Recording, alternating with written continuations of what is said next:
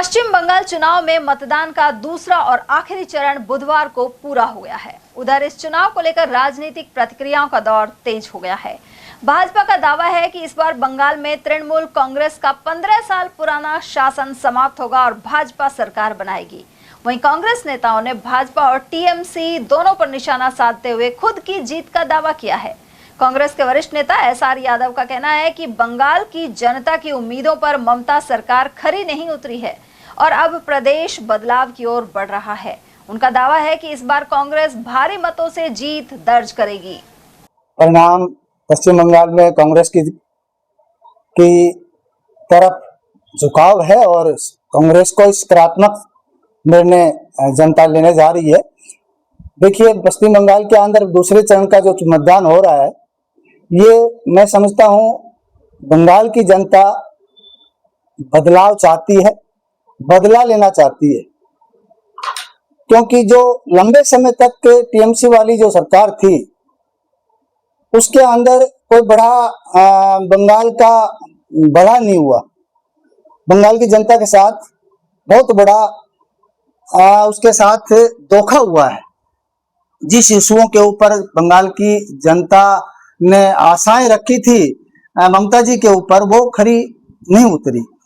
पश्चिम बंगाल के अंदर तो दूसरे चरण का चुनाव जो आज हो रहा है, निश्चित तौर पर कांग्रेस की तरफ पूरी बंगाल की जनता मन बना लिया है, क्योंकि भारतीय जनता पार्टी की जो वहाँ की विचारधारा है वो सही नहीं है, क्यों वो हमेशा दोगलेपन की राजनीति करते आए हैं पूरे देश के अंदर। और टीएमसी जो सरकार है वो भी जनता के हित में कभी नहीं सोचा, लंबे समय तक राजनीति कर रही है, वहां पर सत्ता को चला रही है, लेकिन जिन मुद्दों के ऊपर उसने मैनिफेस्टो बनाती है इलेक्शन में, वो उस पर कहीं भी खरी नहीं उतरी। इसलिए जनता उससे उब चुकी है, इसलिए बदलाव नहीं बदला लेना चाहती है वहां की जनता।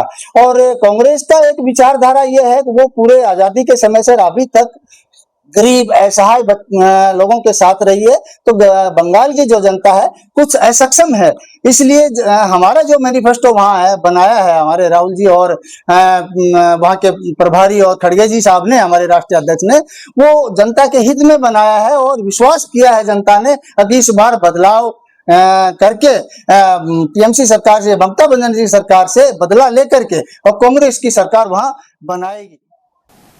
उधर भाजपा के वरिष्ठ नेता और पूर्व विधायक राजेंद्र सिंह गंडूरा ने कहा है कि जन कल्याणकारी नीतियों और मजबूत संगठन के चलते बंगाल में परिवर्तन तय है।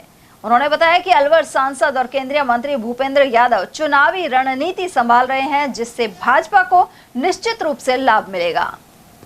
पश्चिम बंगाल में अब तक टीएमसी 15 साल से राज कर रही, ममता बनर्जी 15 साल से राज कर रही। इस चुनाव में ममता बनर्जी को नुकसान उठाना पड़ेगा, क्योंकि जनता वहां की त्रस्त है उनके शासन से। वहां कोई किसी का सुनने वाला नहीं है, गुंडागर्दी बहुत ज्यादा है, लोगों को डरा धमका के वोट लेके जीत जाती है। इस साल वहां हमारे माननीय केंद्रीय मंत्री भूपेंद्र सिंह जी जो प्रभारी हैं, वो जी जान से लगे हुए हैं, कड़ी मेहनत कर रहे हैं, और मोदी जी भी लगे हुए हैं। मुझे ऐसा लगता है कि वहां ममता बनर्जी हार जाएगी और बीजेपी शासन बना लेगी। अब तक जो बीजेपी ने वादे किए हैं वो सभी पूरे किए हैं, और जब भी जिस राज्य में भी चुनाव हुए वहाँ सीटें बढ़ी हैं, तो निश्चित रूप से बंगाल में अब भारतीय जनता पार्टी का शासन होगा।